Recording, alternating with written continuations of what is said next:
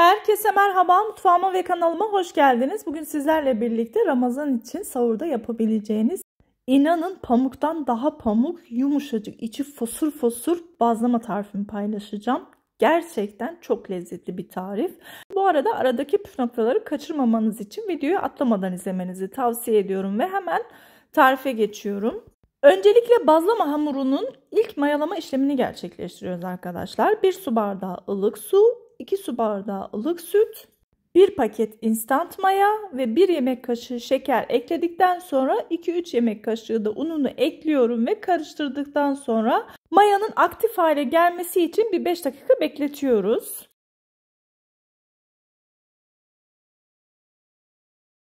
Beş dakikanın sonunda mayam aktif hale geldi. Bu aşamadan sonra tam 1 kilo unu stand mikserimin içine boşaltıyorum. Daha sonra 2 tatlı kaşığı tuzu da ilave ediyorum ve makinemi çalıştırıp hamurumun güzelce yoğrulmasını sağlıyorum.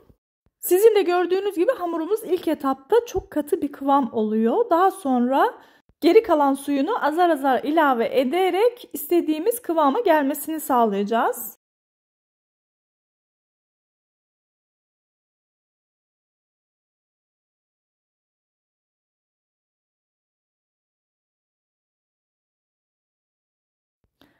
İşte gördüğünüz gibi hamurum gayet katı oldu. Bu aşamadan sonra makinemi tekrar çalıştırıyorum ve tam 1 çay bardağı ılık suyumu azar azar kıvamını tam istediğim noktaya getirene kadar ekliyorum.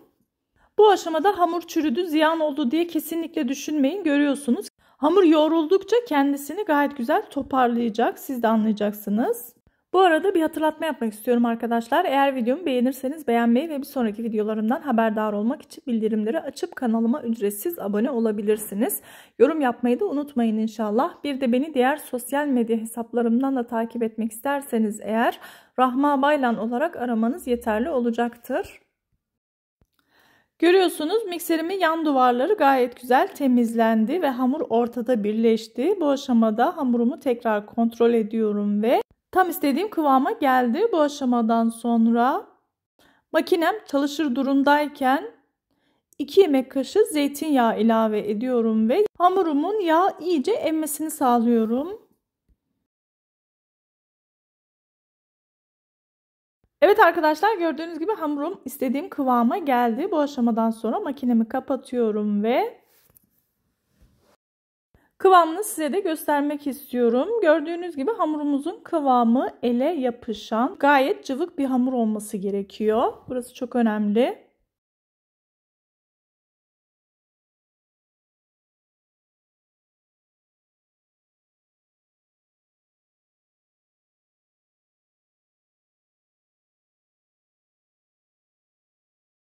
Şimdi hamurumun üzerini kapatıyorum ve yaklaşık bir 45 dakika mayalanması için sıcak ortamda bekletiyorum. Evet, gördüğünüz gibi hamurum 45 dakikanın sonunda gayet güzel mayalandı. Bu aşamadan sonra tezgahımın üzerine unluyorum ve mayalanan hamurumu içindeki gazın çıkması için biraz hasırladıktan sonra eşit parçalara bölüyorum ve her parçayı portakaldan bir tık büyük bezeler haline getiriyorum.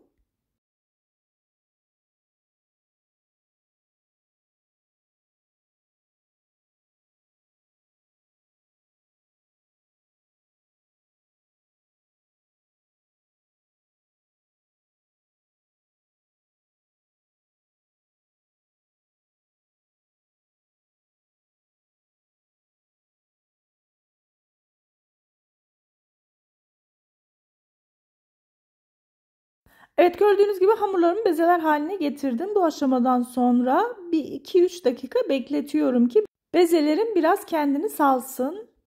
Bu sayede açılması daha kolay olacaktır.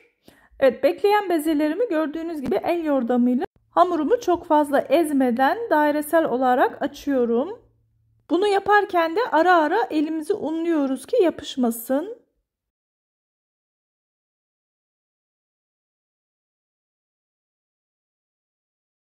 Evet, ilk yaptığım bezemi ununu silkeledikten sonra biraz daha esneterek biraz daha inceltiyorum ve özellikle altına yapışmaması için un serdiğim tezgahın üzerine diziyorum.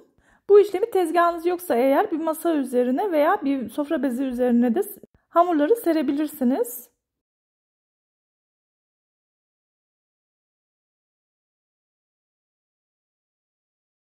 Evet arkadaşlar, gördüğünüz gibi bazlamalarımı açtım. Büyüklüğünün bu şekilde olması gerekiyor. Tezgahımın üzerine de serdim gördüğünüz gibi. Şimdi bazlamanın üzerine 1 yemek kaşığı zeytinyağını her tarafına sürüyoruz ve pişirmeye geçmeden önce yaklaşık bir 10 dakika bazlamalarımızı bekletiyoruz.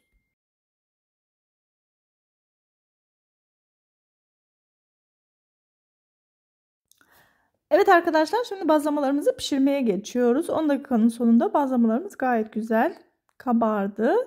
Tavamı ısıttım. İyice kızdığını anladıktan sonra tavama alıyorum ve üzerini kapatıp bazlamanın ilk etapta kabarmasını sağlıyorum. Bu arada benim ocağım indüksiyonlu olduğu için ben 7. ayarda pişirdim. Eğer siz normal doğalgazlı ocak kullanacaksanız eğer kontrollü bir şekilde orta dereceden yüksek ayarda pişirebilirsiniz. Evet, ekmeklerim gördüğünüz gibi gayet güzel kabardı. Bu aşamadan sonra diğer tarafını çeviriyorum ve dengeli şekilde pişirmeye devam ediyorum.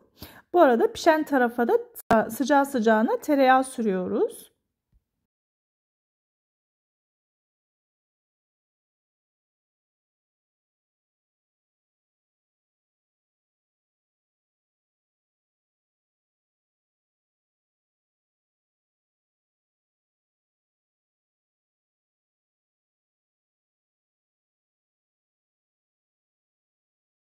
Evet, ilk bazlamam gördüğünüz gibi gayet güzel pişti ve çok da güzel kabardı. Bu aşamadan sonra bazlamalarımı soğumasın diye temiz bir sofra bezinin içine alıyorum.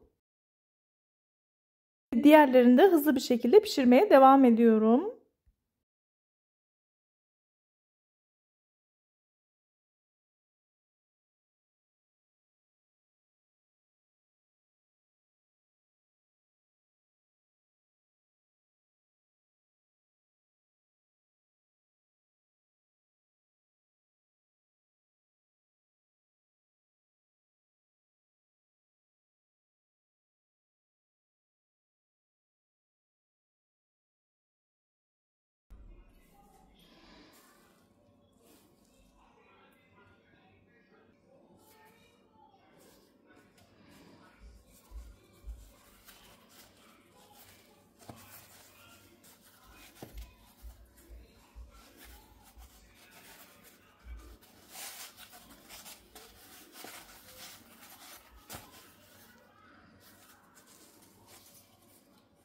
Evet arkadaşlar, gördüğünüz gibi bazlamalarımı yaptım. Altı hem de üstü gayet güzel kızardı. Çok da güzel pişti.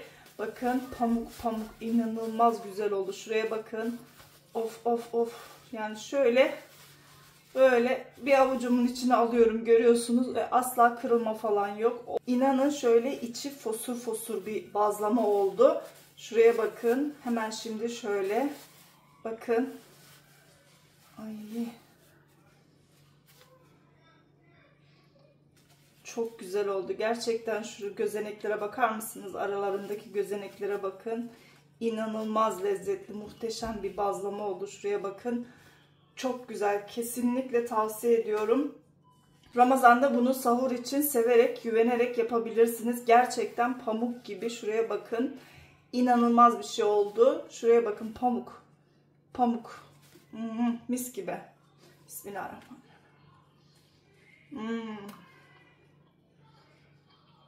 Tereyağının da verdiği lezzetle harika.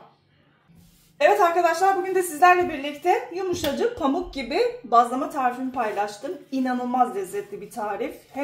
Bir sonraki yeni ve farklı tariflerinde görüşmek üzere. Allah'a emanet olun. Hoşça kalın.